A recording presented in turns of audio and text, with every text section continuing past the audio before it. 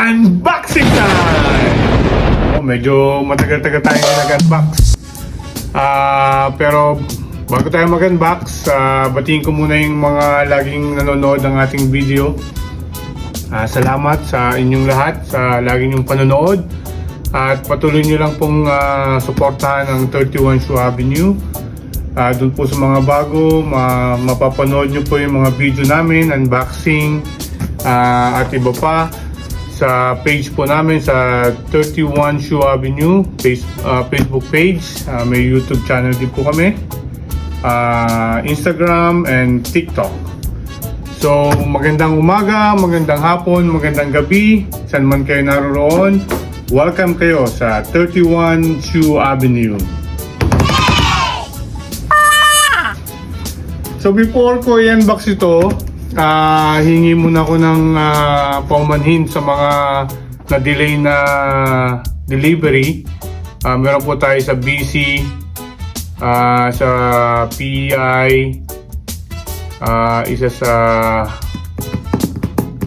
Vancouver. Na-delay po sila kasi yung Canada Post po ay may strike. So lahat po ng delivery natin na-delay, pati po yung parating sa amin. Dapat po kahapon, Friday, ang dumating lang po ay yung mga delivery through UPS. UPS po to, guys. UPS. Yan. So dapat may kasama tong ipod. Dapat may kasama tong apat na delivery through Canada Post. Pero unfortunately nagkaroon po sila ng strike and lahat po ng delivery ay na-delay.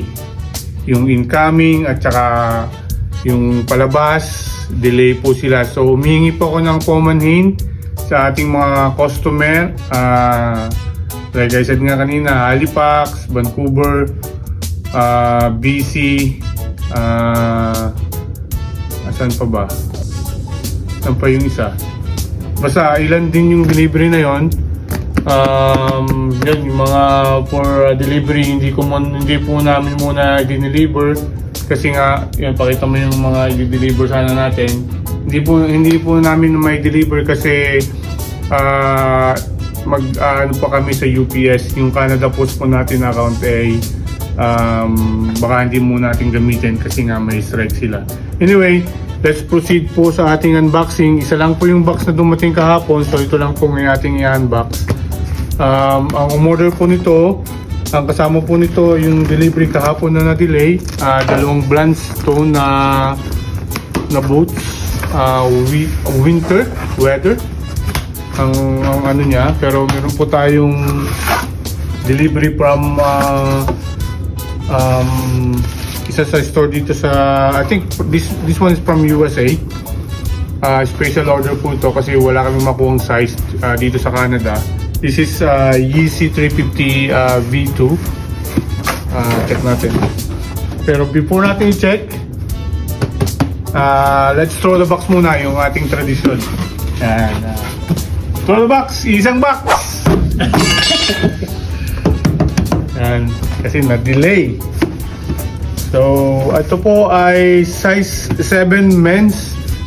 Pero yung umorder po nito ay text na nga yun? Ito eh. Remember mo? BC ba to? Yung may kasamang Blundstone at saka may Jason Tatum na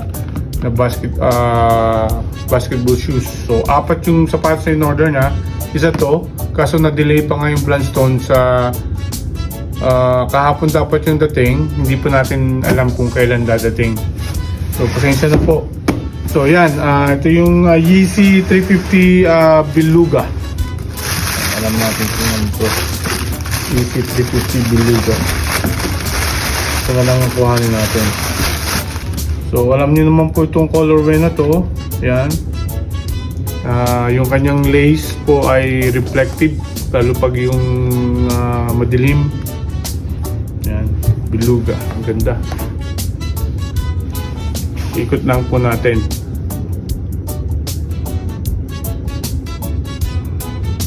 Wow!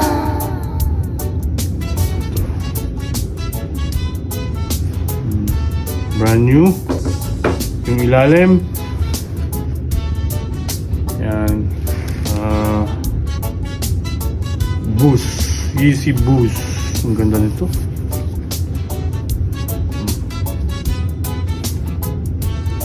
Yan. Is Ply 350.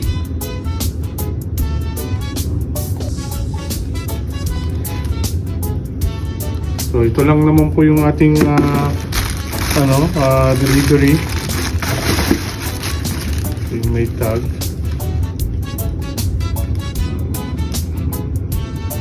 $7 US.